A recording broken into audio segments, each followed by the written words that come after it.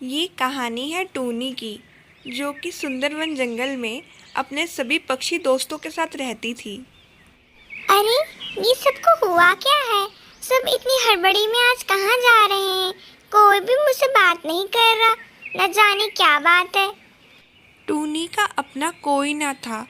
टूनी की माँ और उसका छोटा भाई कुछ वर्ष पहले एक एक्सीडेंट में गुजर गए थे, जिसके बाद से टूनी इस जंगल में अकेले रहती। भैया मेरे, राखी के बंधन को निभाना, प्यारे भैया मेरे। अरे, ये गोरी कौवी को हुआ क्या है? आज तो ये भी बड़े गाने गा रही है। लगता है जंगल में कोई फंक्शन का माहौल है, जो कि मुझे ही पता ना चल रहा है। चलो अंदर चल के पूछ ही लेती हूँ कि इसकी इतनी खुशी का राज क्या है। गौरी बहन, क्या बात है? आज तो बड़े गाने शाने गाए जा रहे हैं। मुझे भी तो बताओ, इस खुशी का राज क्या है? अरे टूनी बहन कहाँ? वो तो मैं भी इस माहौल में थोड़ा रंग गई थी, तो मैंने भी एक गाना गा ही दिया। वरना गाना गाना तो मेरे बस की बात नहीं है, ये तो आप जानती ही हैं। अच्छा गौरी बहन, मैं वो क्या कह रही थी कि चलो ये बाजार तक जाके चक्कर लगा के आते हैं, कुछ सामान भी खरीद लेंगे और थोड़ा घूम के भी आएंगे। बात तो तुम ठीक कह रही हो टूनी, लेकिन मैं तुम्हारे साथ आज बाजार घूमने नहीं जा सकती, क्योंकि आज रक्षाबंधन है और मेरा भाई बड़ी दूर से मुझसे राखी बंधवाने के लिए आ रहा है। तुम्हारा भाई नहीं आ रहा क्या तुमसे राखी बंधवाने? आज तो रक्षाबंधन है, आज तो उसको आना चाहिए था तुम्हारे पास। गौरी कौवी की ये बात सुनते ही टूनी की आंखों से आंसू निकल पड़ते हैं। क्या हुआ टूनी, तुम क्यों रो रही हो? मेरी बात का तुम्हें बुरा लगा? मुझे माफ कर दो टूनी, अगर तुम्हें मेरी बात का बुरा लगा हो तो। कुछ साल पहले तक मैं भी अपने छोटे भाई को राखी बांधती थी, लेकिन एक दुर्घटना के चलते मेरी माँ और मेरे भाई गुजर गए। उस दिन से अब मेरा कोई भाई नहीं है जिसके साथ मैं रक्षाबंधन मनाऊं। टूनी, तुम अपना मन छोटा मत करो। भगवान ने तुम्हारे लिए भी किसी न किसी को बनाया होगा जिसको तुम राखी बांधो। अब तुम फिक्र ना करो, आराम से घर जाओ। टूनी दुखी मन से वहाँ से चले जाती है। उसी जंगल में एक कल्लू नाम का कौवा रहता था, जो कि अकेला एक पेड़ की डाली पे बैठा हुआ था। तभी उसी समय उस जंगल से एक शिकारी गुजर रहा था, जिसकी नज़र उस कल्लू कौवे पे चले जाती है। शिकारी बिना कुछ बोले चुपचाप कल्लू कौवे के ऊपर गोली चलाता है और वहाँ से भाग निकलता है।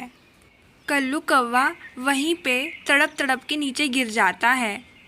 यहाँ दूसरी ओर टूनी दुखी मन से अपने घर की ओर जा रही थी। तभी उसे किसी के चिल्लाने की आवाज़ आती है।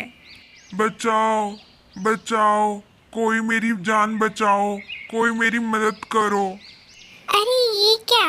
मुझे कौन आवाज लगा रहा है मदद के लिए? जरा चल के तो देखूं। अरे कल्लू भैया, ये आपका हाल किसने किया? आपको इतनी चोट कैसे लगी? जल्दी चलिए, हॉस्पिटल लेके चलती हूँ मैं आपको। एक शिकारी यहाँ से गुजर रहा था।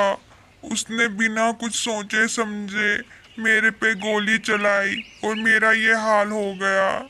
टूनी ने बिना देर किए कल्लू कौवे को अपनी पीठ पे बिठाया और अस्पताल पहुंचाया।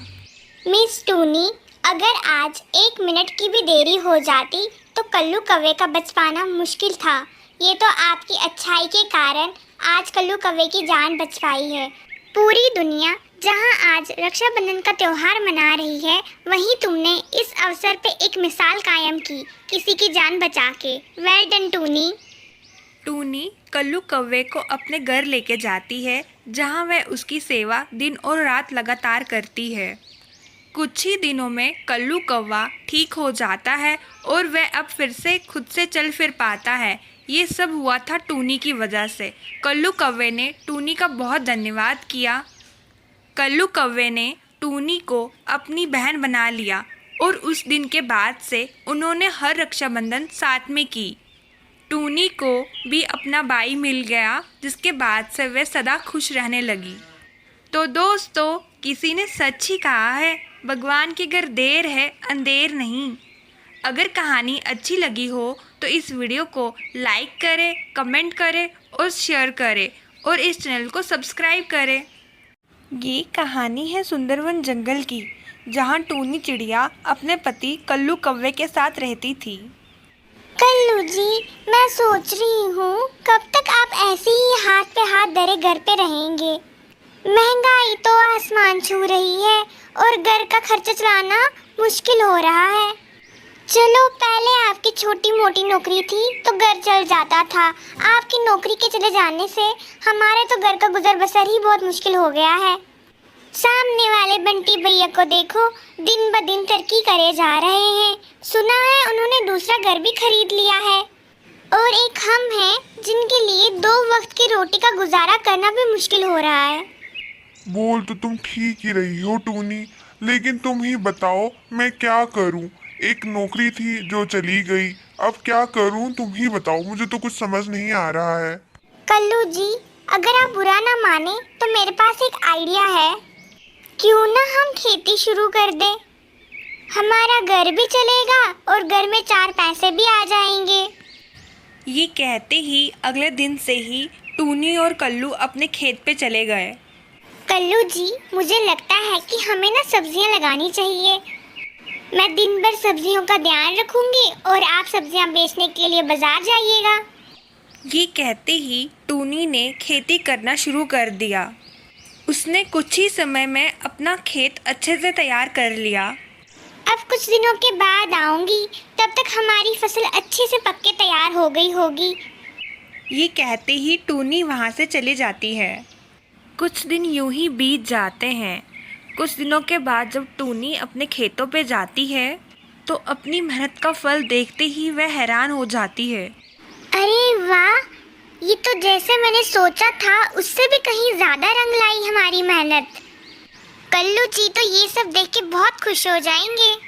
अब कल उनके साथ में आके फिर ये सारी सब्जियां तोड़ूंगी ताकि वे बाजार में जाके बेच सके।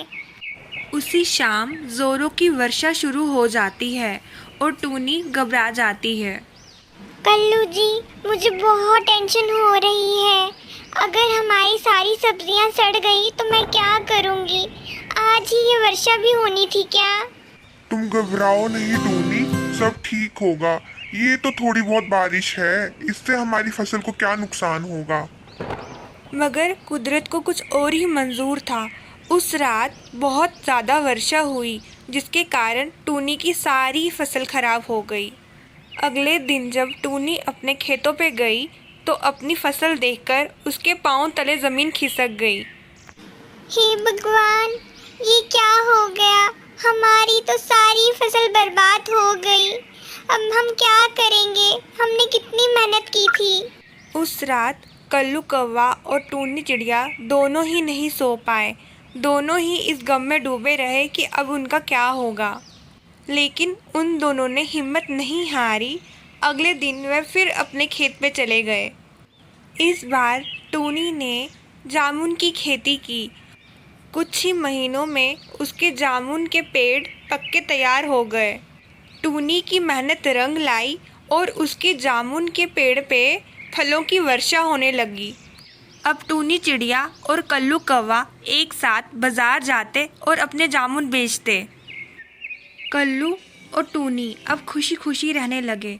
उन्हें पैसे की अब कोई कमी नहीं थी।